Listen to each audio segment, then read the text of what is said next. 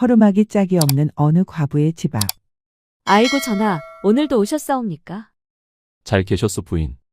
낡은 초가집의 문이 열리며 한 여인이 조심스럽게 고개를 내밉니다. 과부의 이름은 이연정. 연정은 문 밖의 그림자를 보고는 깜짝 놀라더니 이내 수줍은 미소를 지었습니다. 그 앞에 서 있는 사람은 평복을 차려입었으나 조선시대를 호령하는 임금 형군이었지요. 임금은 곁에 호위무관 한 명만을 세워둔 채 엷은 미소를 지어 보였습니다.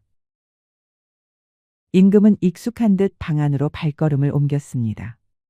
이 은밀한 광경을 우연히 담 너머로 훔쳐본 동네 주민이 눈이 휘둥그레져서 집으로 달아났지요. 내일이면 동네방네 임금님이 과부와 깊은 정을 나누고 있다는 해괴한 소문이 퍼질 게 뻔한 일이었습니다. 방 안으로 들어선 형군은 밝게 웃으며 품 안에서 소중하게 간직하던 무언가를 꺼내놓습니다. 그것은 다름 아닌 엽전 한 양이었지요. 여기 오늘 드릴 한양이요. 받아드는 연정의 손끝이 파르르 떨렸습니다. 연정은 수줍은 미소를 띠며 그 한 양을 소중히 챙겨 넣었지요. 임금 앞에서 한 양을 받고 얼굴이 빨개진 연정. 훗날 이 가난한 과부는 아주 커다란 기와집의 마님이 되어 있습니다. 곁에는 덩치 크고 든든한 사내가 연정의 손을 꼭 잡고 있었지요. 연정의 얼굴엔 세상 부러울 것 없는 행복이 가득했습니다. 그날 밤 임금이 건넨 한 양과 이 기와집 사이에는 어떤 곡절이 숨어 있는 것일까요? 임금과 과부. 도저히 맺어질 수 없을 것 같은 두 사람의 기가 막힌 이야기로 들어가 보겠습니다.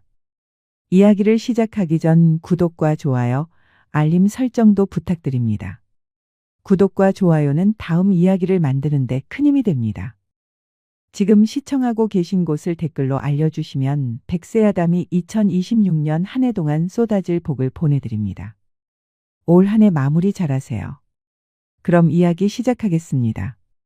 해가 뉘엿뉘엿 지고 어둠이 깔리기 시작하면 젊은 임금 형군은 어김없이 나갈 채비를 합니다. 골룡포를 벗고 평범한 선비의 옷으로 갈아입는 임금의 뒷모습을 보며 호위무관 서강문은 속이 타들어갔지요. 전하, 아무래도 매일 밤 이렇게 궁을 비우시면 위험할 것 같사옵니다. 게다가 과부의 집을 매일 밤 찾는다니. 만에 하나 소문이라도 크게 나면 조정의 대신들이 가만히 있지 않을 것이옵니다. 제발 오늘은 암행을 멈추어 주시옵소서. 강무의 목소리엔 걱정이 가득했지요.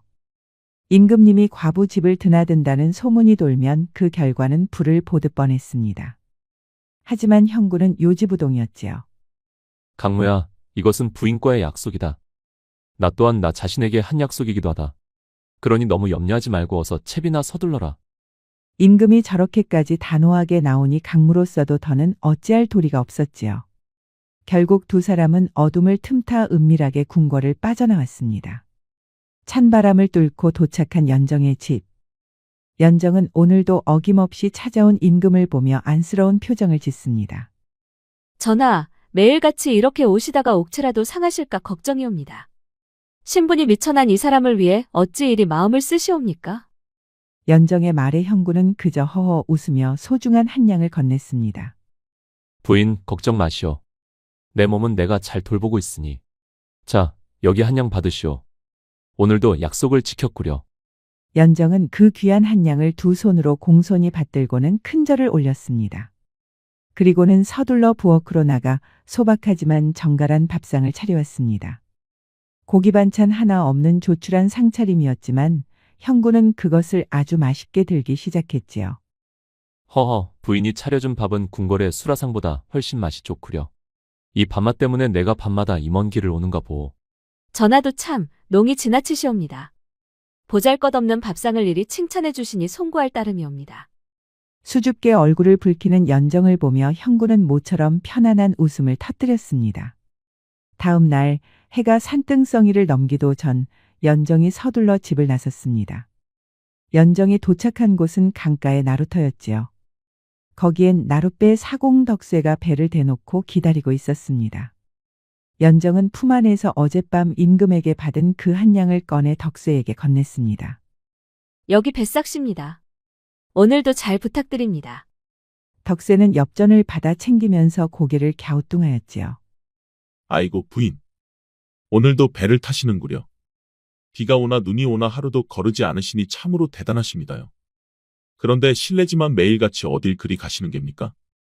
연정은 강 건너 저 멀리 보이는 산기슭을 바라보며 조용히 대답했습니다. 서방님의 묘소에 가는 길입니다. 죽어서도 혼자 있는 서방님이 외로울까봐 하루라도 얼굴을 비추지 않으면 마음이 놓이지 않아서요. 덕세는 노를 저으며 감탄 섞인 한숨을 쉬었지요. 참으로 지극정성이십니다.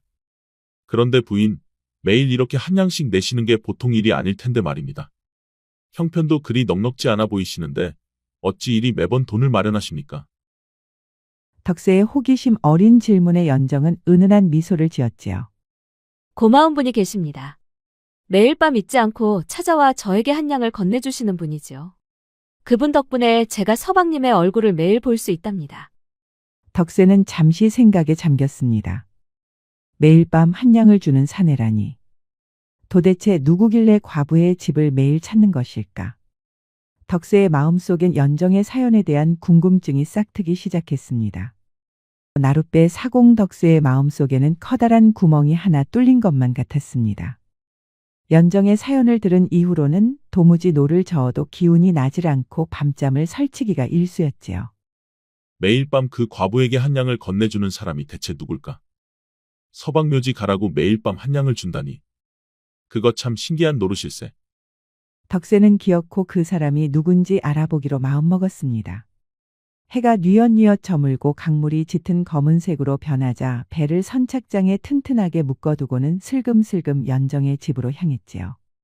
달빛조차 구름 뒤로 숨죽인 야밤에 덩치 큰 덕세가 남의 집 담벼락에 바짝 붙어 숨을 몰아쉬고 있었습니다.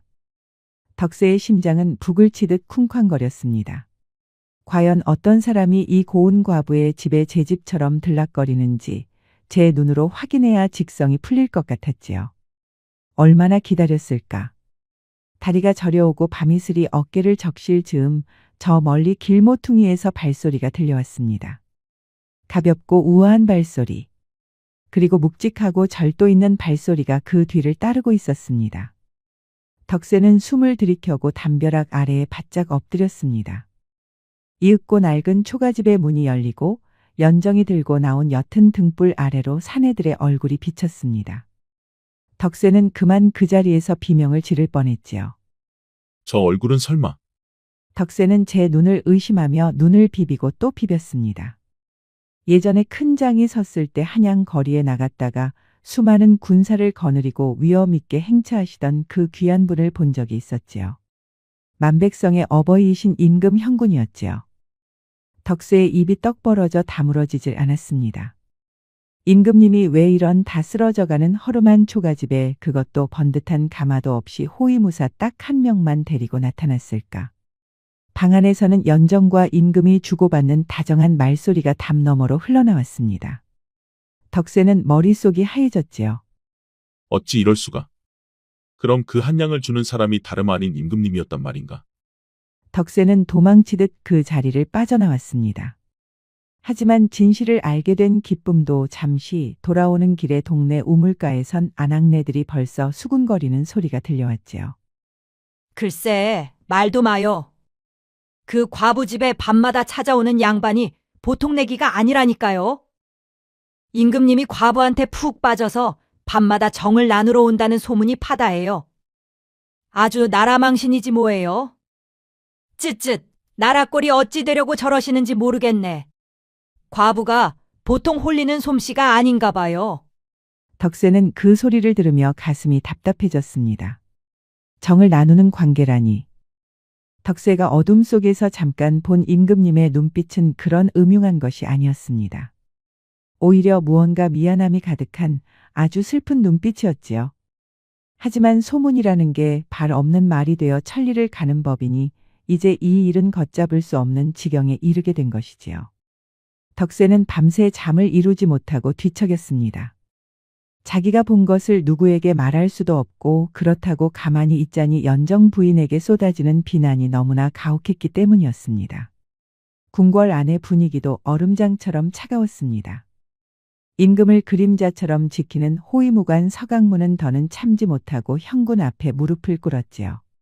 전하, 이제 제발 그만두셔야 하옵니다. 시중의 소문이 너무나 흉흉하옵니다. 전하께서 과부에게 정을 느껴 매일 밤 암행을 나가신다는 해괴 한 말이 떠돌고 있사옵니다. 이대로 가다간 대신들이 들고 일어날 것이 뻔하옵니다.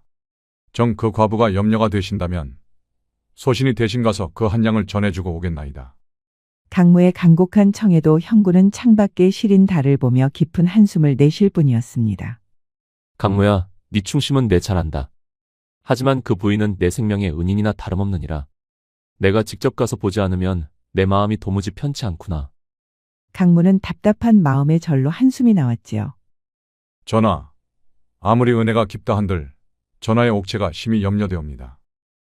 세상 사람들이 전하를 무엇라 부를지 생각만 해도 가슴이 답답하옵니다. 형군은 천천히 고개를 돌려 강무를 바라보았습니다. 눈에는 말로 다 못할 시린 기억과 죄책감이 서려 있었지요. 강무야, 기억하느냐? 내가 세자 시절에 호기심을 이기지 못해 몰래 암행을 나갔던 그날 말이다. 사실 형군에게는 남모르는 아픈 사연이 있었습니다. 세자 시절의 형군은 세상 구경을 하고 싶어 몰래 궁을 나갔다가 험악한 왈패들에게 둘러싸여 죽을 고비를 넘긴 적이 있었지요. 비가 추적추적 내리던 으슥한 숲길이었습니다. 사방에서 칼을 든 괴한들이 달려들었고 세자의 호위병들은 이미 쓰러진 뒤였지요. 형군이 눈을 감고 마지막을 예감하던 그 순간 웬 사내가 나타나 목숨을 걸고 왈패들을 막아섰던 것이지요. 이놈들, 하늘이 무섭지도 않느냐? 아직 앞가림도 못할 어린 피덩이를 해치려고 드느냐? 내 목숨이 붙어있는 한 절대 저 아이에게 손댈 수 없을 것이다. 사내는 끝까지 형군을 자신의 등에 숨기고 지켜냈습니다. 결국 왈패들이 도망친 뒤 그 사내는 형군의 눈앞에서 처참하게 숨을 거두고 말았지요. 그 사내가 바로 과부 연정의 남편이었습니다. 형군은 그때의 일을 단 한순간도 잊은 적이 없었습니다.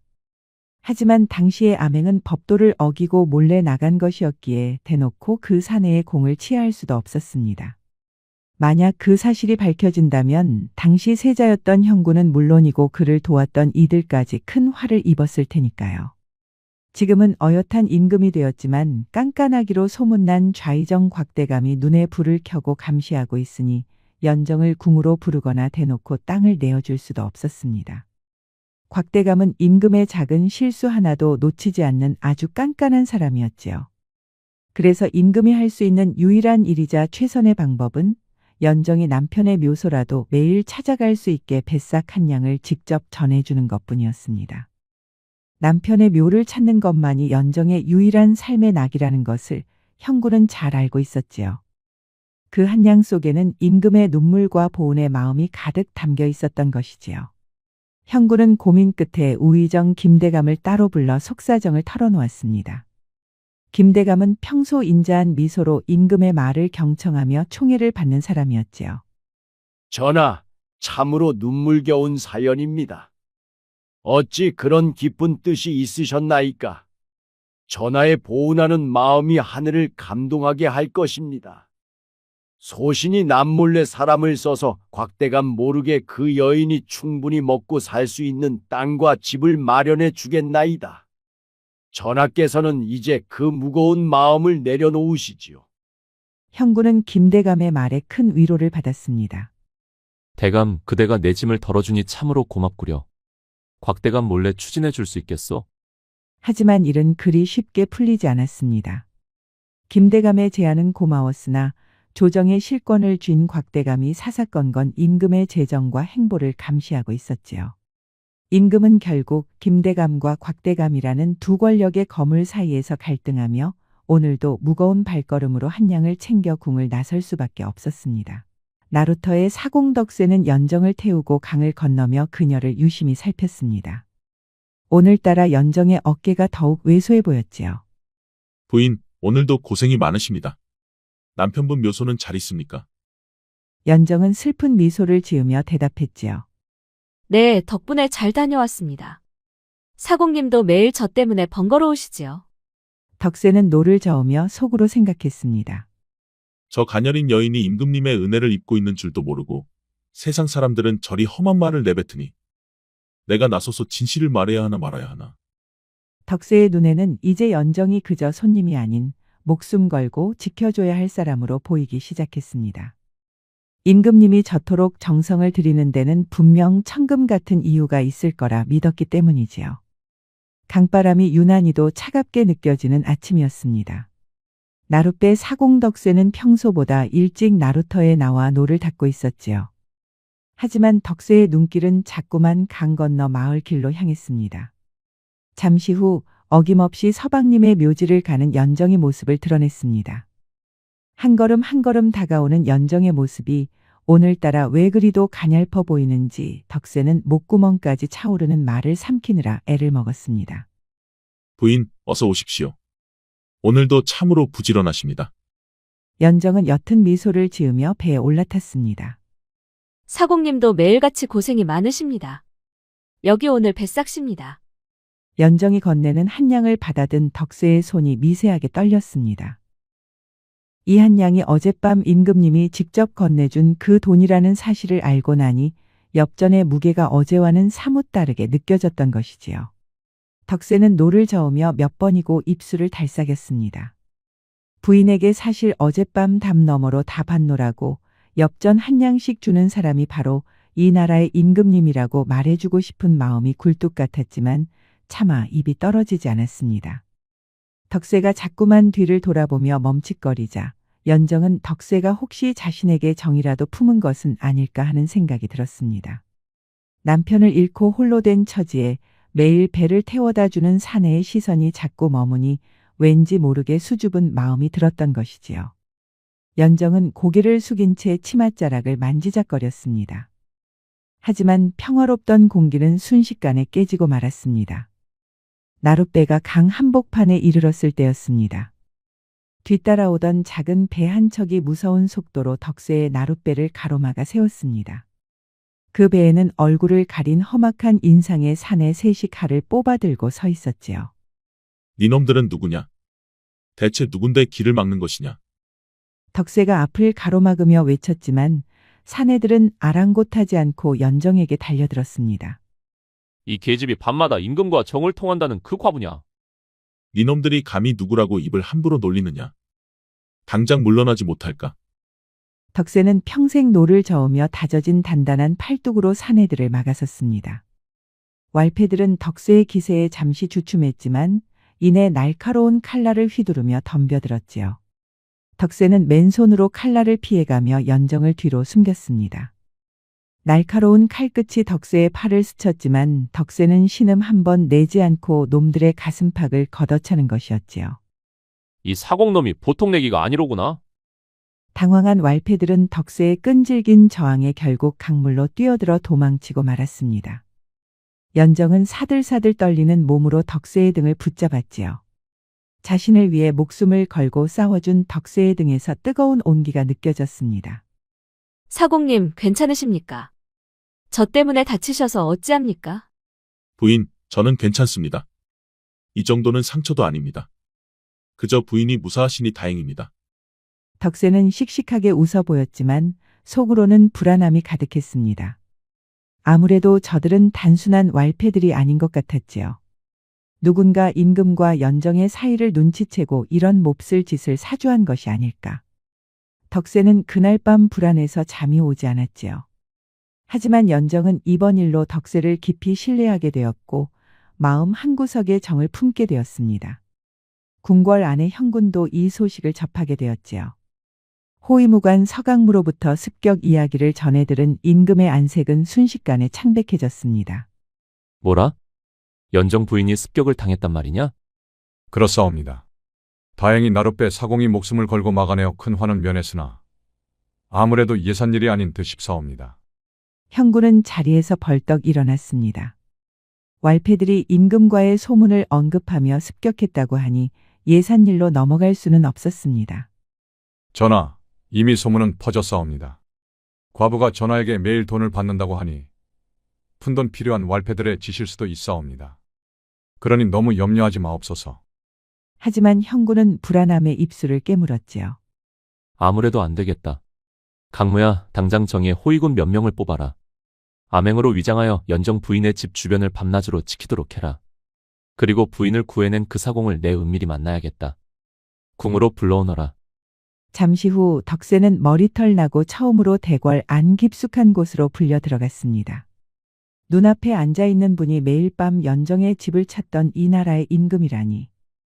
덕세는 바들바들 떨며 엎드렸습니다. 네가 덕세라는 사공이냐? 예, 전하. 소인 덕세라고 하옵니다. 형군은 덕세의 다친 팔을 내려다보며 안쓰러운 표정을 지었습니다. 내 은인을 대신 지켜주었으니 너 또한 나의 은인이로구나. 네 공을 치하하여 커다란 땅과 금은보화를 주고 싶다만 지금 조정 형편이 여의치 않아 대놓고 상을 내리지 못하는 내 처지가 참으로 부끄럽구나. 임금의 진심 어린 사과에 덕세의 눈시울이 붉어졌습니다. 덕세는 갑자기 무언가 결심한 듯 바닥까지 머리를 숙이며 통곡하기 시작했습니다. 전하, 죽여주옵소서. 소인은 전하의 은혜를 입을 자격이 없는 대역죄인이옵니다. 형군은 깜짝 놀라 덕세를 일으키려 했습니다. 갑자기 그게 무슨 소리냐? 네가 죄인이라니? 덕세는 흐느끼며 가슴 깊은 곳에 묻어두었던 이야기를 쏟아냈습니다. 전하, 사실 소인은 전하께서 세자 시절에 습격을 받으셨던 그날 전하를 해치려고 했던 그 왈패 무리 속에 끼어 있었습니다. 편전 안의 공기가 일순간 얼어붙었지요. 형군과 서강문은 너무 놀라 눈만 깜빡이고 있었습니다. 덕세는 말을 이었습니다. 소인이 직접 칼을 휘두르지는 않았사옵니다. 그저 평소 친분이 있던 형님들이 큰돈을 벌 기회라기에 영문도 모른 채 먼발치에서 망을 보고 있었지요. 그런데 그날 어떤 사내 한 명이 나타나 전하를 지키다 처참하게 죽는 것을 보았사옵니다. 그 광경을 보고 소인은 큰 충격을 받았사옵니다. 사람의 탈을 쓰고 어찌 이런 짓을 할 수 있나 자책하며 그날 이후 사공이 되어 평생 속죄하며 살기로 했사옵니다. 덕세의 목소리는 어느새 갈라지고 떨리고 있었지요. 그러다 우연히 매일 배를 타는 연정 부인을 알게 되었고 부인이 바로 그날 죽은 사내의 부인이라는 사실을 알았습니다. 게다가 전하께서 매일 밤 한량을 전해주시는 광경까지 보게 되니 소인의 가슴이 찢어지는 것 같았사옵니다. 형군은 아무 말도 할 수 없었습니다. 자신이 매일 밤 보온을 위해 찾던 그곳에 과거의 상처를 간직한 또 다른 증인이 있었다니. 형군은 이 상황이 좀처럼 정리가 되지 않았지요. 전하, 사실 그날의 습격은 우연이 아니었사옵니다. 덕세는 품 안에서 낡고 때 묻은 종이 한 장을 꺼내 임금에게 바쳤습니다. 이것은 당시 왈패 무리의 우두머리가 가지고 있던 쪽지이옵니다. 누군가 세자를 제거하라는 지시와 함께 거에게 돈을 약속한 내용이 담겨 있사옵니다. 소인은 언젠가 진실을 밝힐 날이 올 것이라 믿고 차마 태우지 못한 채 간직해왔나이다. 형군은 떨리는 손으로 쪽지를 받아들었습니다. 쪽지에는 세자의 암행 경로와 처리 방식이 아주 치밀하게 적혀 있었지요. 형군은 옆에 서 있던 서강무에게 쪽지를 건넸습니다. 강무야, 이 필체가 누구의 것인지 당장 알아내거라. 궁궐의 모든 문서를 샅샅이 뒤지거라. 강무는 쪽지를 살피더니 얼굴이 흑빛으로 변했습니다. 누가 감히 세자를 해치려고 했을까? 덕세가 건넨 쪽지를 보고도 도저히 믿을 수 없었지요. 그렇게 강무가 편전을 나섰고 덕세는 바닥에 엎드려 어깨를 들썩이며 울먹이고 있었습니다. 덕세를 내려다보는 임금 형군의 눈빛에는 만감이 교차했지요. 방금 전까지 연정 부인을 구한 영웅이라 생각했던 사내가 사실은 자신의 목숨을 노렸던 무리 중 하나였다는 진실은 감당하기 힘든 무게로 다가왔습니다. 하지만 형군은 덕세의 떨리는 손과 진심 어린 눈물을 외면하지 않았지요. 덕세야, 고개를 들거라. 형군의 목소리는 예상보다 부드러웠으나 그 안에는 임금의 엄중함이 서려 있었습니다. 덕세가 겨우 고개를 들자 형군은 가만히 응시하고 있었지요. 지금이라도 나에게 그 진실을 말해준 것이 참으로 고맙구나. 만약 네가 입을 닫고 평생 숨겼다면 나는 평생 내 은인을 죽인 자가 누구인지도 모른 채 어둠 속을 헤맸을 것 아니냐. 덕세는 다시 한번 바닥에 엎드리며 오열했습니다. 전하, 소인은 그저 무서웠사옵니다. 그날 전하를 대신해 죽어간 그 사내가 누구인지도 몰랐고 그저 평범한 사내 한 명이 죽은 줄로만 알았사옵니다. 소인 같은 미천한 놈이 감히 임금님의 목숨을 노린 무리에 있었다는 사실이 밝혀지면 3대가 멸할까 두려워 숨죽이고 살았나이다. 덕세의 목소리는 갈라지고 찢어질 듯 애절했습니다. 그 쪽지를 태워버리려 한 적이 수천 번이었사옵니다. 하지만 그날 그 사내의 눈빛이 잊히질 않아 차마 없애지 못했나이다. 언젠가 하늘이 노하셔서 벌을 내리신다면 이 증거라도 내놓고 죽어야겠다는 심정으로 간직해 왔사옵니다. 그 사내가 바로 부인의 서방님인 줄 알게 되었을 때 소인은 제 심장을 도려내고 싶은 심정이었나이다. 형군은 덕세의 고백을 들으며 가슴 한구석이 아려오는 것을 느꼈습니다.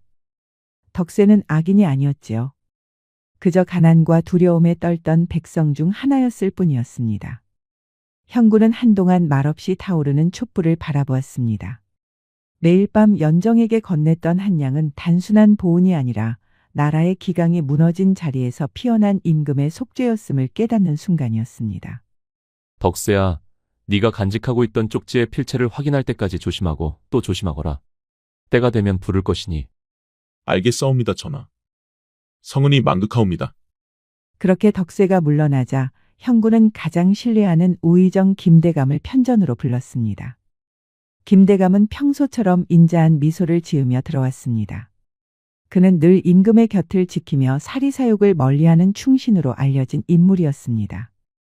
김대감이 들어오자 형군은 짐짓 심각한 표정을 지으며 그를 맞이했습니다. 늦은 밤에 불러 미안하구려. 우상과 의논할 중대한 일이 있어 불렀소.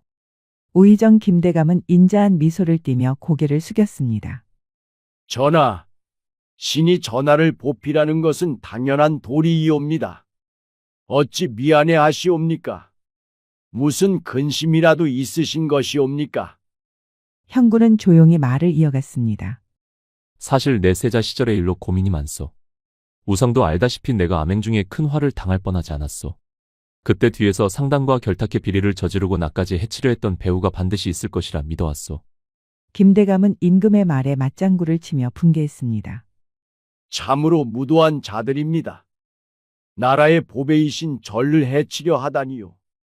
그 배후가 반드시 밝혀져 대가를 치러야 마땅하옵니다. 전하께서는 누구를 의심하고 계신 것이옵니까? 형군은 목소리를 낮추며 김대감의 눈을 살피듯 바라보았습니다. 내 생각엔 좌상이 의심스럽소. 그자는 평소에도 내 행보에 사사건건 시비를 걸고 상단들과도 은밀한 거래를 한다는 소문이 있지 않소.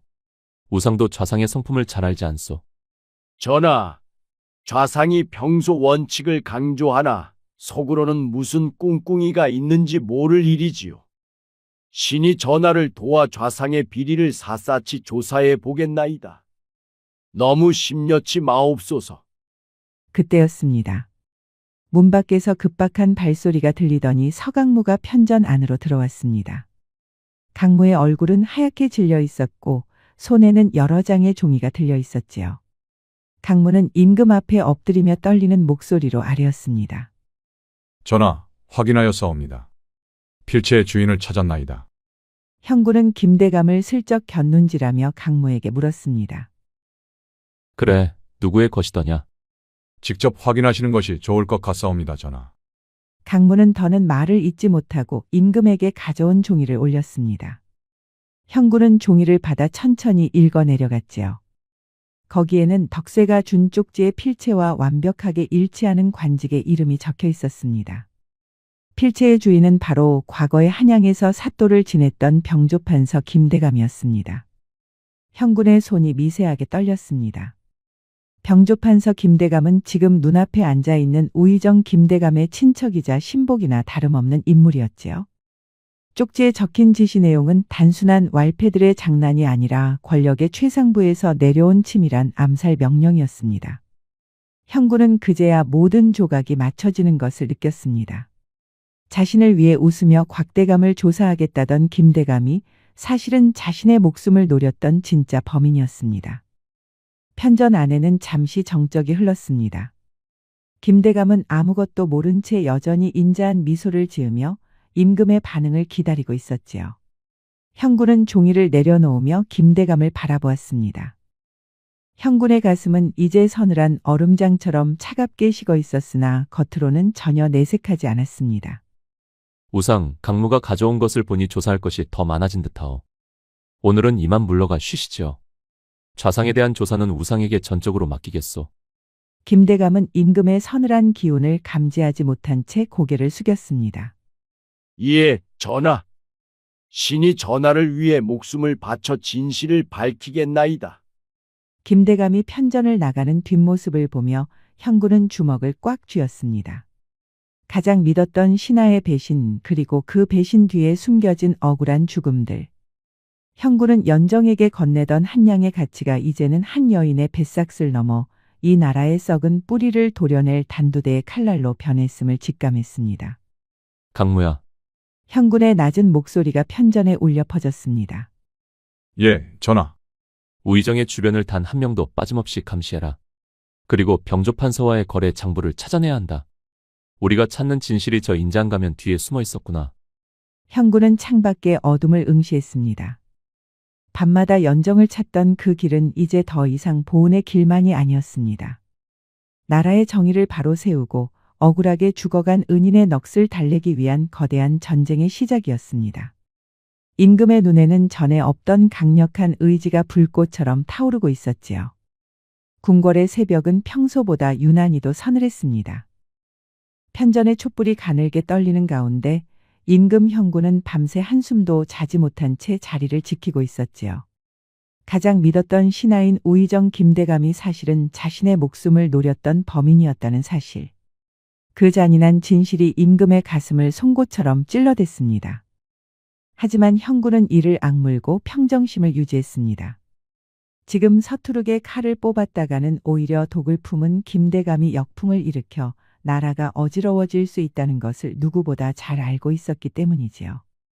이윽고 해가 밝아오고 형구는 평소와 다름없는 인자한 표정으로 어자에 올랐습니다. 세상에서 가장 선량한 미소를 짓고 있는 우의정 김대감을 보며 형구는 속으로 피눈물을 삼켰습니다. 우상, 어제 내가 부탁한 좌상에 대한 조사는 잘 되어가고 있어. 형군의 목소리는 평소처럼 부드럽고 따뜻했습니다. 김대감은 임금이 여전히 자신을 철석같이 믿고 있다는 생각에 안도하며 더욱 정중하게 고개를 숙였습니다. 예, 전하. 신이 밤을 지새워 좌상의 주변을 샅샅이 살피고 있사옵니다. 좌상이 상단들과 결탁하여 비리를 저지른 정황이 조금씩 드러나고 있으니 조만간 전하의 근심을 덜어드릴 확실한 증거를 가져오겠나이다. 저 가증스러운 입술에서 나오는 말이 어찌 저리도 매끄러운지 곁에서 지켜보던 호위무관 서강문은 주먹을 꽉 쥐어 손톱이 살을 파고들 정도였습니다. 하지만 형구는 짐짓 만족한 듯 고개를 크게 끄덕이며 허허 웃어 보였지요. 역시 우상밖에 없구려. 내 우상만 믿고 마음 편히 정사를 돌보겠소. 좌상이 워낙 원칙주의자가 아니오. 그만큼 치밀한 자인이 실수 없이 준비해 주시구려. 김대감이 위풍당당하게 퇴골하는 뒷모습을 보며 형구는 서강무에게 은밀한 신호를 보냈습니다. 이제부터는 소리 없는 전쟁의 시작이었지요. 형구는 편전 뒤편 밀실로 자리를 옮겨 강무에게 낮은 목소리로 명했습니다. 강무야, 지금 당장 우의정의 가솔들 중 가장 입이 가벼운 자를 찾아내거라. 특히 병조판서 김대감과의 사이에서 오간 비밀 서신이나 뇌물을 관리하는 집사가 있을 것이다. 그 자를 찾아내야 한다. 돈으로 매수하든 겁을 주든 그놈들의 비밀 창고 위치를 알아내거라. 예, 전하. 이미 비밀리에 배치하여 김대감의 일거수일투족을 감시하고 있사옵니다. 오늘 밤 안으로 반드시 성과를 내겠나이다. 형구는 창밖으로 보이는 먼 산을 응시하며 차갑게 읊조렸습니다. 우상이 좌상을 조사하는 척하며 허위 보고서를 작성하는 동안 우리는 우상이 감춰둔 은닉 재물과 진짜 거래 장부를 찾아내야 한다. 그자의 재력이 어디서 나오는지 밝혀내면 그 뿌리가 되는 영모의 자금줄도 곧 드러날 것이야. 궁궐 밖 나루터에서는 또 다른 인연의 실타래가 얽히고 설키고 있었지요. 사공덕세는 임금님께 모든 진실을 털어놓은 뒤로 마음의 짐은 조금 덜었지만 연정 부인을 볼 때마다 느껴지는 죄책감은 더욱 깊어져만 갔지요. 덕세는 오늘도 어김없이 연정을 태우고 강을 건넜습니다. 그런데 오늘따라 연정의 어깨가 유난히 처져 보이고 안색이 파리했습니다. 며칠 전 겪었던 습격의 충격이 여전히 가슴에 남은 모양이었지요. 덕세는 노를 젓다 말고 조심스럽게 물었습니다. 부인, 오늘따라 안색이 좋지 않으십니다. 혹시 어디 편찮으신 곳이라도 있습니까? 아니면 밤잠을 설치셨습니까? 연정은 억지로 희미한 미소를 지어 보였으나 치맛자락을 쥔 손이 파르르 떨리고 있었습니다. 아닙니다, 사공님. 그저 며칠 전 일이 자꾸 꿈에 나와서 조금 무서운 것뿐입니다. 사내들의 눈빛이 어찌나 험악하던지 대낮에도 등 뒤에서 누가 따라오는 것만 같아 자꾸만 뒤를 돌아보게 됩니다. 덕세는 연정을 똑바로 바라보았습니다. 이제 단순한 사공이 아니라 임금의 명을 받은 보이지 않는 호위무사나 다름없었지요.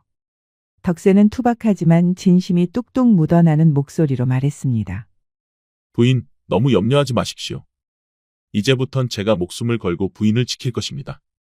그 어떤 놈들도 부인의 옷자락 하나 건드리지 못하게 할 것이니 저만 믿고 편히 다니십시오. 제가 비록 미천한 사공이나 부인을 지키는 일만큼은 그 누구보다 강단 있게 할 자신 있습니다. 덕세의 결연한 말에 연정의 가슴에는 처음으로 느껴보는 따스한 온기가 퍼졌습니다. 남편을 잃고 홀로 외로이 지내던 세월 동안 이토록 든든하게 자신을 지켜주겠다고 말한 사람은 아무도 없었지요. 사공님, 참으로 고맙습니다. 사공님이 계셔서 제가 이 험한 길을 매일같이 오갈 수 있는 것 같습니다. 저에겐 사공님이 세상에서 가장 든든한 분이십니다. 덕세는 얼굴이 홍당무처럼 밝게져서 다시 힘차게 노를 저었습니다. 임금님이 매일 밤 전해주던 그 한 양으로 시작된 인연이 이제는 두 사람 사이의 깊은 신뢰와 정으로 변해가고 있었지요. 하지만 어둠은 생각보다 훨씬 더 가까이 다가와 있었습니다. 우의정 김대감은 임금이 곽대감을 의심하고 있다는 사실을 이용해 자신의 오랜 죄를 덮고 곽대감까지 한꺼번에 제거하려 더욱 치밀한 계략을 세우고 있었지요. 그러던 어느 날 김대감의 비밀 지하 밀실에는 험악한 기운을 풍기는 사내들이 모여들었습니다. 바로 세자 시절 형군을 공격했던 그 왈패 무리의 남은 잔당들과 김대감이 사사로이 키우는 자객들이었지요. 김대감은 차가운 눈빛으로 그들을 내려다보며 명했습니다. 아무래도 전하께서 눈치를 채고 있는 것 같구나. 세자였을 때 확실히 제거했어야 했는데 그 과부 계집의 서방이 전하를 살린 놈이었을 줄이야. 진작에 모두 처리했어야 했다. 그 과부 계집이 모든 일의 시발점이니 당장 소리 소문 없이 없애버려야 한다. 이번에는 실패가 없어야 할 것이야. 그 계집이 사라지면 임금은 큰 상심에 빠질 것이고 그때를 틈타 좌의정 곽대감에게 모든 죄를 뒤집어 씌워 처단할 것이다. 알겠느냐? 그 무렵 서강문은 김대감의 뒤를 쫓던 중 아주 결정적인 증거를 포착했습니다.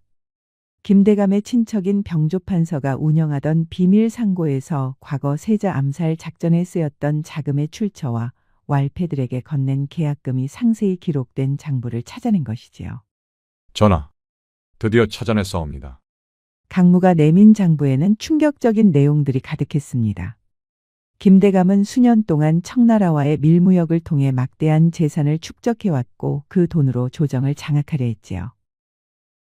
특히 그 장부에는 연정의 남편을 죽음에 이르게 했던 그날 밤의 작전 일지와 참여한 놈들의 명단까지 상세히 기록되어 있었습니다. 형군은 장부를 덮으며 천천히 눈을 감았습니다. 분노로 인해 몸이 파르르 떨렸지만 다시 한번 깊은 호흡을 하며 평정심을 되찾았습니다. 이제야 모든 조각이 맞춰지는구나. 우상 이놈이 나를 위해 마련해 주겠다던 그 땅과 집도 사실은 연정 부인을 한적한 곳으로 유인해 조용히 처리하려던 무서운 함정이었던 게야. 내가 잠시라도 그자의 가증스러운 모습에 흔들렸던 것이 참으로 부끄럽구나. 형군은 즉시 사공덕세를 비밀리에 불렀습니다. 이 모든 사건의 배후에 우의정 김대감이 있었다고 하니 덕세 또한 놀라고 말았지요. 덕세야, 우상 김대감이 곧 연정 부인을 찾아갈 것이다. 너는 그때 부인 곁에서 한 발짝도 떨어지지 말아야 한다. 예, 전하. 소인이 그림자처럼 따라붙어 부인을 지키겠나이다.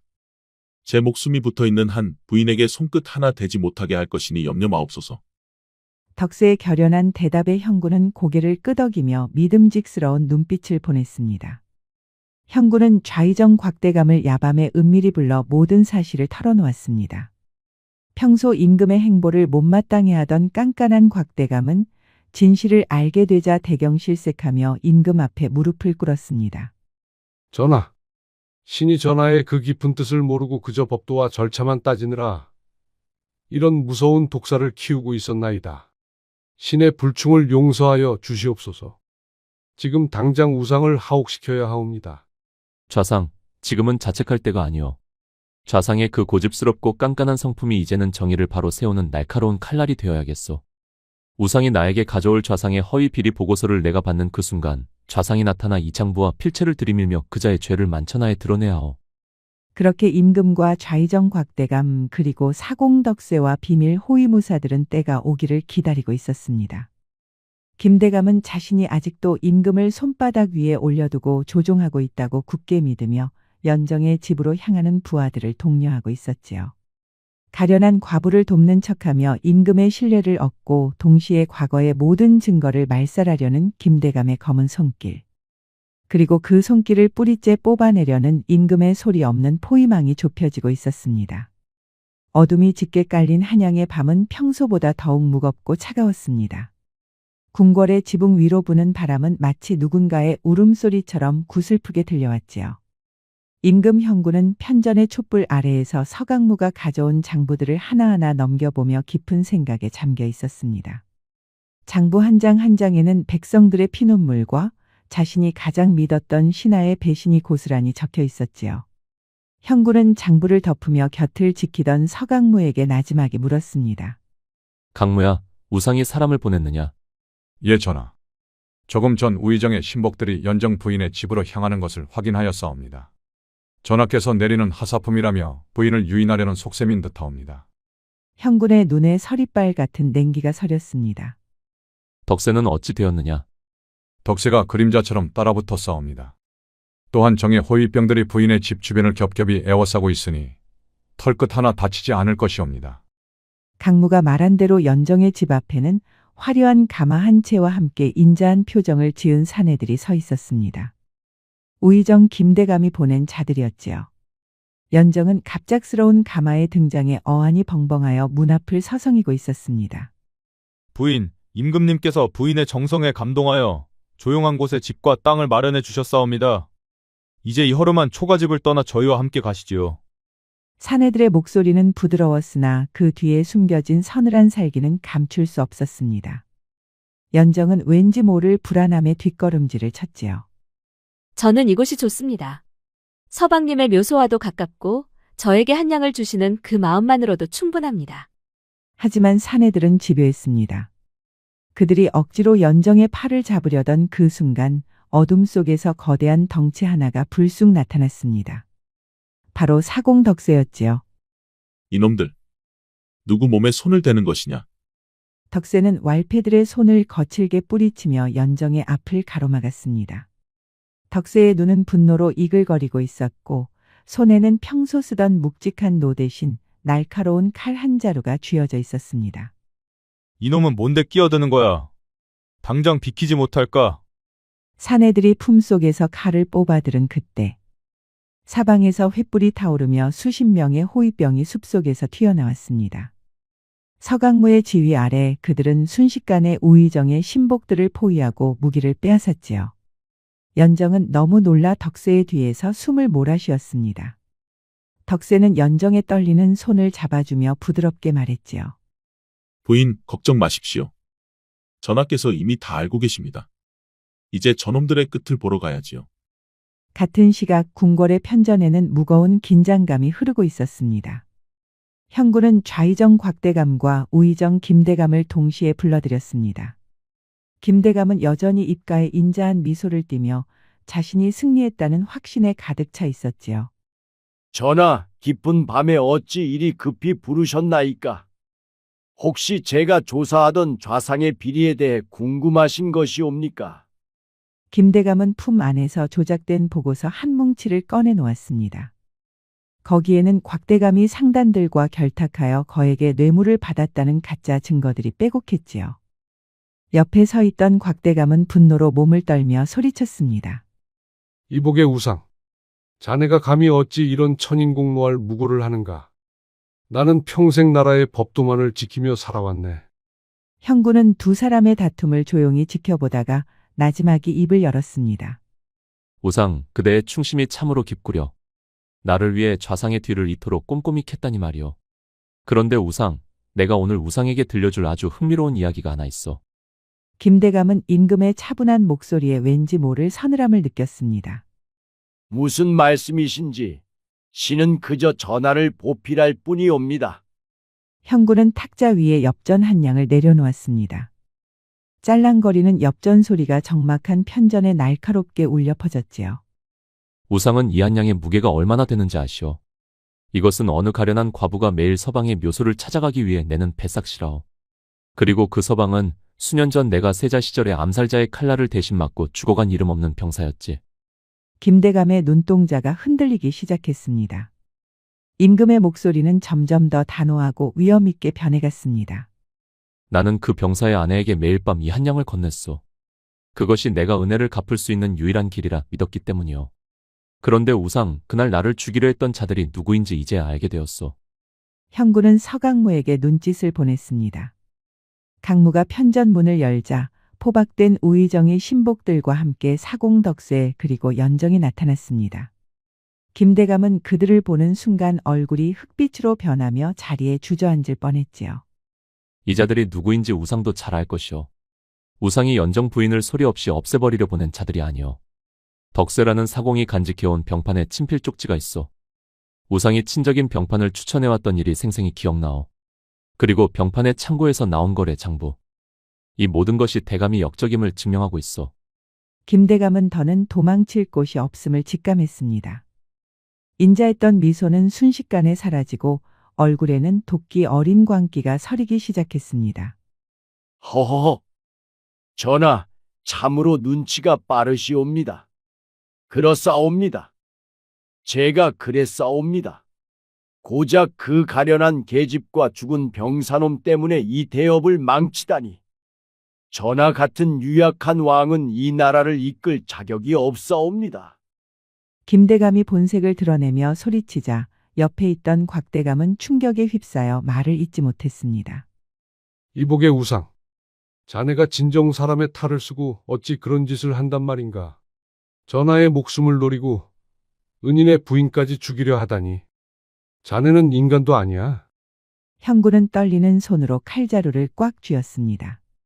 분노가 가슴 끝까지 차올랐으나 임금으로서의 품위를 잃지 않았지요. 우상, 그대의 욕심이 나라의 기둥을 갉아먹고 백성의 목숨을 파리 목숨처럼 여겼구려. 더는 그대의 가증스러운 목소리를 듣고 싶지 않소. 여봐라. 당장 이 역적을 하옥하고 관련자들을 하나도 남김없이 압송하라. 호위병들이 달려들어 김대감을 끌고 나갔습니다. 김대감은 끌려가면서도 저주 어린 말을 퍼부었으나 이미 그의 권세는 모래성처럼 무너져 내린 뒤였지요. 편전에는 이제 정막만이 감돌았습니다. 연정은 눈앞에서 벌어진 이 믿기 힘든 광경의 바닥에 주저앉아 눈물을 흘렸습니다. 형군은 연정에게 다가가 따뜻한 목소리로 말했지요. 부인, 이제 모든 진실이 밝혀졌소. 부인의 서방을 죽음으로 몰아넣고 나를 해치려 했던 원수에게 드디어 복수를 하였소. 그동안 부인이 겪었을 고초와 눈물을 생각하니 임금으로서 참으로 가슴이 아프구려. 연정은 통곡하며 임금 앞에 머리를 조아렸습니다. 전하, 신분이 미천한 이 사람을 위해 어찌 이리 마음을 쓰시옵니까? 서방님도 저 세상에서 이제야 편히 눈을 감을 것이옵니다. 참으로 황공하옵니다, 전하. 곁에서 모든 것을 지켜보던 덕쇠도 조용히 무릎을 꿇었습니다. 덕쇠의 눈에서도 뜨거운 눈물이 뺨을 타고 흘러내렸지요. 전하, 소인 또한 평생의 짐을 내려놓게 되었나이다. 남은 삶은 부인을 지키며 속죄하며 살겠나이다. 형군은 덕쇠와 연정을 번갈아 바라보며 옅은 미소를 지었습니다. 작은 한 양으로 시작된 비밀스러운 보온의 길이 이제는 나라의 거대한 악을 도려내고 억울한 넋을 달래는 정의의 길로 완성된 것이지요. 창밖으로 어느새 둥근 달이 밝게 떠올랐습니다. 연정의 가슴 속에 맺혔던 응어리가 그 달빛에 씻겨 내려가는 듯했습니다. 이제 더는 숨어서 울지 않아도 되는 새로운 아침이 다가오고 있었지요. 그렇게 우의정 김대감이 하옥되고 그의 가증스러운 가면이 벗겨지자 조정은 발칵 뒤집혔습니다. 인자한 충신인 줄로만 알았던 자가 사실은 임금의 목숨을 노렸던 역적이었다는 소식에 백성들은 분노를 금치 못했지요. 임금 형군은 이 기회를 놓치지 않고 김대감의 집안과 결탁했던 부패한 관리들을 하나하나 뿌리째 뽑아냈습니다. 김대감은 모든 재산을 몰수당하고 유배지로 떠나는 길에 성난 백성들이 던지는 돌세례를 맞으며 비참한 최후를 맞이했지요.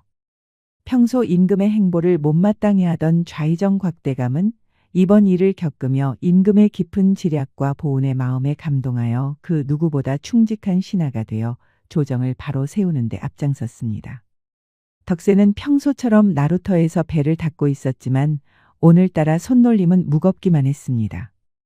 여전히 연정의 남편을 죽음으로 몰아넣은 죄책감으로 힘들어하고 있었지요. 저 멀리서 연정이 걸어오는 모습이 보였습니다. 덕세는 침을 꿀꺽 삼키며 노를 내려놓고 배에서 내려왔습니다.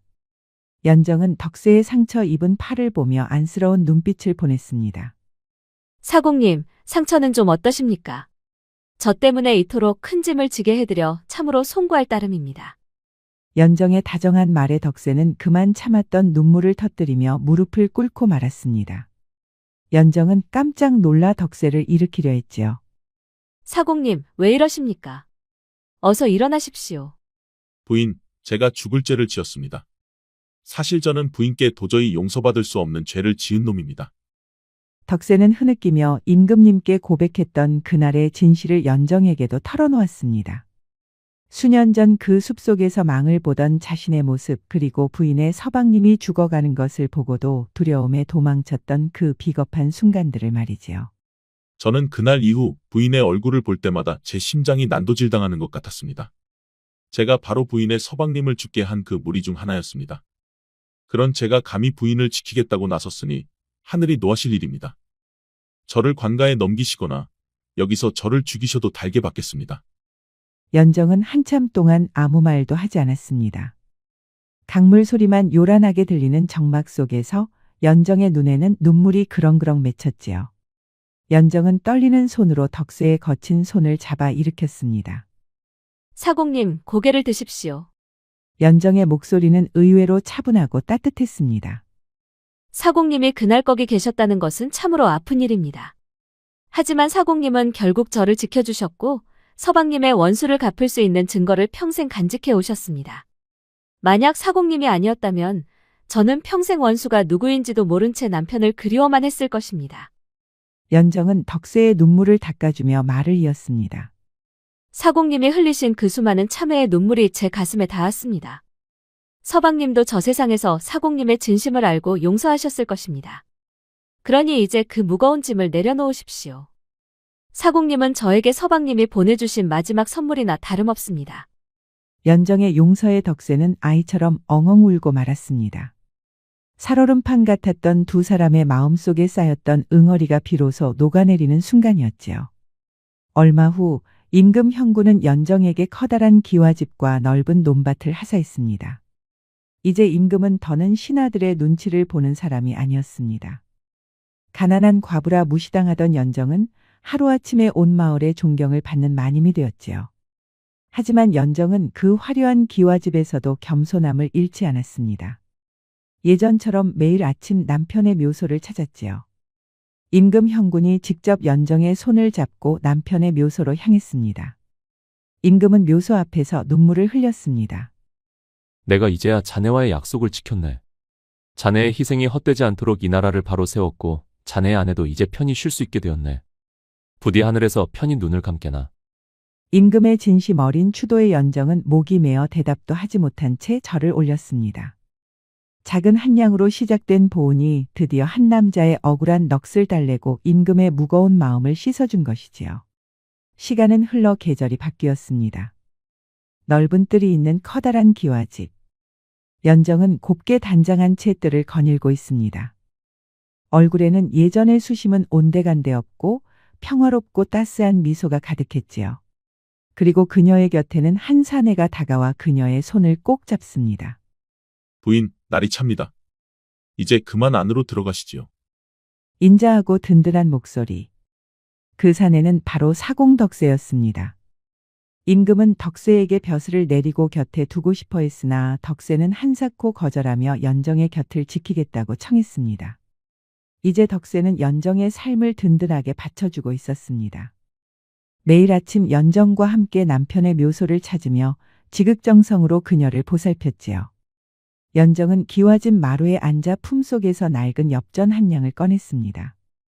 엽전 한 양에는 임금님의 따뜻한 마음과 남편의 숭고한 희생 그리고 지금 곁에 있는 덕세의 진심이 모두 담겨 있는 셈이었습니다. 어느덧 저물어가는 노을 아래로 두 사람의 그림자가 길게 늘어집니다. 고난과 시련을 견뎌낸 뒤에 찾아온 이 평화로운 저녁. 연정과 덕세는 서로를 바라보며 조용히 웃음을 나누었습니다. 노자의 상선 약수에 따르면 물은 만물을 이롭게 하면서도 다투지 않고 사람들이 싫어하는 낮은 곳에 머문다고 하였습니다. 물은 주변 생명체에게 이익을 주면서도 경쟁하거나 억지로 앞서려 하지 않습니다. 겸손과 이타심을 뜻하지요. 사람들이 꺼리는 낮은 곳, 어려운 환경과 소외된 자리에 머무는 태도를 통해 자기 주장이나 이익을 앞세우지 않고 조화롭게 살아감을 강조합니다. 임금이 자신의 위엄을 내세우지 않고 가장 낮고 소외된 백성인 과부의 처지를 살피며 묵묵히 한량을 건넨 것은 바로 물과 같은 덕이라 할 수 있겠지요. 임금 형군의 덕을 되새기며 오늘의 이야기를 마치겠습니다. 지금까지 백세야담을 시청해 주셔서 감사합니다. 구독과 좋아요도 잊지 마시고 꼭 눌러주세요. 애정 어린 댓글도 많이 부탁드립니다. 야담과 옛날 이야기 가득한 백세야담 어떠셨나요? 앞으로도 재밌고 감동적인 이야기가 가득하니 많이 기대해주세요. 기대해주세요. 기대해주세요. 기대해주세요. 기대해주세요.